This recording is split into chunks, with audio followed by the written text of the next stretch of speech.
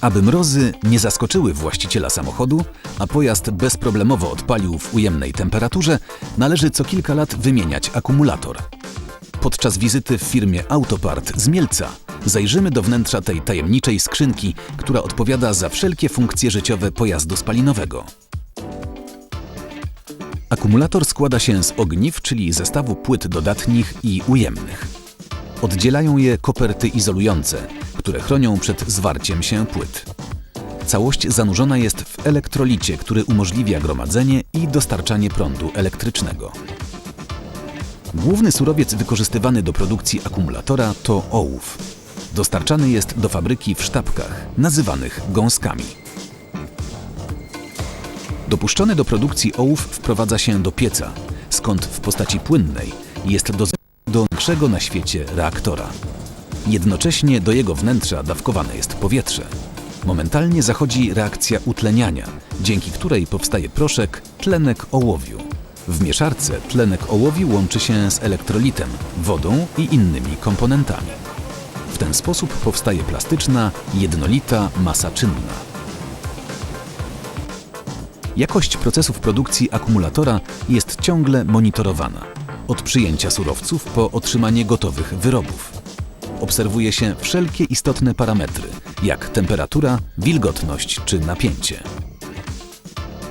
Aby umieścić masę czynną w akumulatorze, należy najpierw przygotować dla niej nośniki. Posłużą do tego ołowiane kratki. Gąski ołowiu wprowadza się do pieca, w którym roztapiają się w temperaturze 380 stopni Celsjusza. Płynny metal pompowany jest do naczynia odlewniczego i podawany na ceramiczny bęben chłodzony wodą. Ołów natychmiast zastyga, tworząc szeroką wstęgę. Wstęgę rozcina się na dwie części i nawija się na kręgi. Pełna rolka ma około kilometra długości i waży ponad tonę. Krąg z taśmą ołowiowo-wapniową montowany jest na początku linii wytwarzania płyt akumulatorowych. Taśma jest odwijana i podawana do głowicy, która wykonuje szereg krótkich nacięć.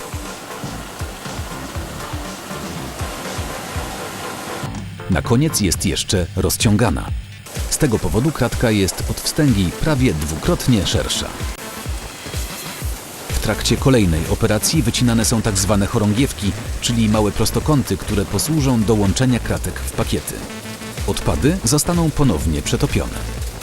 Kratki wjeżdżają do paściarki, która równomiernie wprasowuje w oczka przygotowaną wcześniej masę czynną. Dzięki niej zachodzą procesy elektrochemiczne, które sprawiają, że akumulator magazynuje energię elektryczną. Kratka, wypełniona masą z obu stron, jest zabezpieczana papierem. Taśmę rozcina się na płyty za pomocą obrotowego noża. Pojedyncze sztuki wjeżdżają do tunelu, gdzie w temperaturze 190 stopni Celsjusza powierzchnia masy czynnej jest podsuszana. Dzięki temu płyty nie będą sklejać się ze sobą. Gotowe płyty akumulatorowe są mierzone i ważone. Układa się je w stosy, po czym ramię robota przenosi je na palety.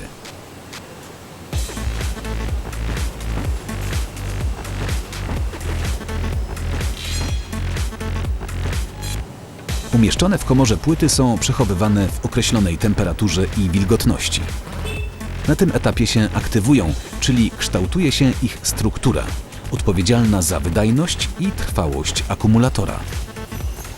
Jako ciekawostkę pokażemy alternatywną metodę produkcji kratek akumulatorowych. Na bieżąco topiony stop ołowiu spływa do formy. Po zastygnięciu gotowa kratka jest wyjmowana i oczyszczana z naddatku materiału. Tak wyprodukowane płyty są grubsze, dlatego stosuje się je głównie w akumulatorach trakcyjnych oraz do samochodów ciężarowych. Wróćmy jednak na naszą linię. Montaż akumulatorów zaczyna się od kompletowania płyt w pakiety. Każda dodatnia płyta wsuwana jest w kopertę izolującą. Pomiędzy kopertami znajdą się płyty ujemne.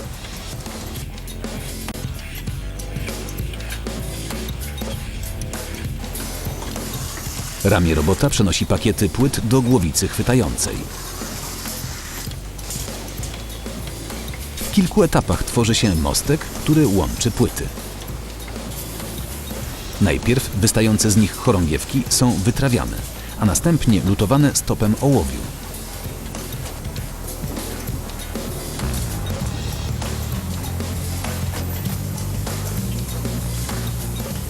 Proces ten jest w pełni automatyczny, a jego jakość kontrolowana przy pomocy kamery termowizyjnej.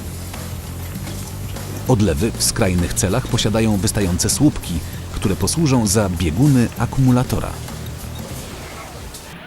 Na końcu cyklu pakiety są wkładane do plastikowych obudów. Na kolejnym stanowisku sprawdza się, czy wszystkie dotychczasowe operacje zostały poprawnie wykonane. Test wysokonapięciowy pozwala wykryć ewentualne zwarcia. Jeżeli akumulator przejdzie kontrolę, cele ze wszystkich komór są ze sobą zgrzewane. Teraz nakłada się wieczko, które zgrzewa się na stałe z obudową. Słupki biegunów są łączone z tulejkami w pokrywie.